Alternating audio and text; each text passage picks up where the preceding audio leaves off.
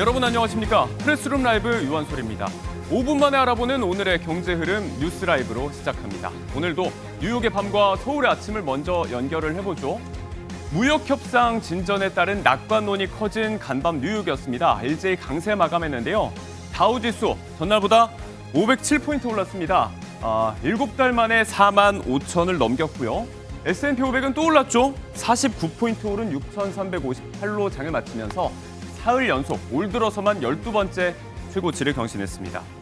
나스닥도 127포인트 뛴 21,020, 종가 기준 처음으로 21,000 위에서 마감을 했습니다. 미일 무역협상 타결에 EU와의 합의 근접 보도가 나온 것이 시장 전반의 기대감으로 번졌습니다.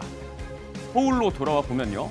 간밤이 미국에서 불어온 훈풍이 장 초반에 함께했습니다. 장중 3,237까지 오르면서 연고점을 한때 찍었지만요. 저희가 보여드리는 현재 수치는 3,216.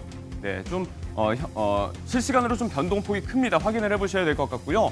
대내외 불확실성 요인이 남았습니다. 한미 간 2+2 협상이 우선 취소됐죠. 상승폭을 다소 줄이고 있고요. 코스닥은 전날보다 3포인트 오른 816에서 출발해서 최신 기준 817 보합세입니다. 조금 전 한국은행의 2분기 실질 GDP 성장률 발표가 있었죠. 2분기 한국 경제가 지난 분기보다 0.6% 성장했습니다. 당초 한은의 예상보다 0.1%포인트가 높게 나왔죠.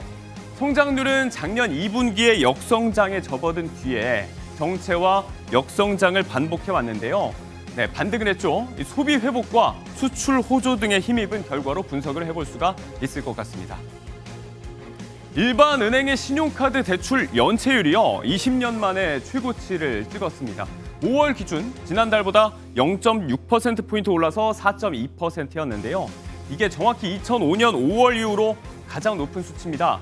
신용 점수가 낮아서 대출이 힘들어진 취약차주들이 이자율이 높은 현금 서비스, 카드론 등 소액 급전이라도 쓰려다가 벼랑 끝에 몰린 상황을 단적으로 드러내고 있다. 분석이 나옵니다. 3기 신도시인 남양주 왕숙에서 첫 번째 본청약이 시작됩니다. 다음 달 4일부터인데요. 전용 면적은 46에서 59까지로 소형 평형 위주로 구성이 됐습니다.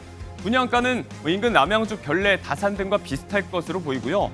분양가 상한제가 적용됐습니다. 전매 제한이 있는데 실거주 의무는 없습니다. 입주는 2028년 8월 예정입니다. 민생회복 소비 쿠폰 선불카드 발급 과정에서 취약계층 여부 등 노출 논란이 일자 이재명 대통령이 즉각 바로 잡으라고 지시했습니다. 앞서 부산, 광주 등 일부 지자체에서 카드 색상을 금액별로 다르게 발급해서 논란이 됐는데요. 해당 지자체에서는 당장은 카드 색상이 드러나지 않도록 스티커를 붙이고 이후 색깔이 같은 카드를 제작해서 지급한다는 방침입니다. 또 한 가지 저희가 소비 쿠폰과 관련해서 정정할 사항이 있습니다. 지난 21일 방송 경제라이브 코너 일부 출연자로부터 신용카드 포인트로 발급받는 경우는 전국에서 사용이 가능하다는 취지의 발언이 있었는데요. 원칙적으로 모든 형태의 소비 쿠폰은 이렇게 신청자 본인의 주소지 기준으로만 사용이 가능합니다.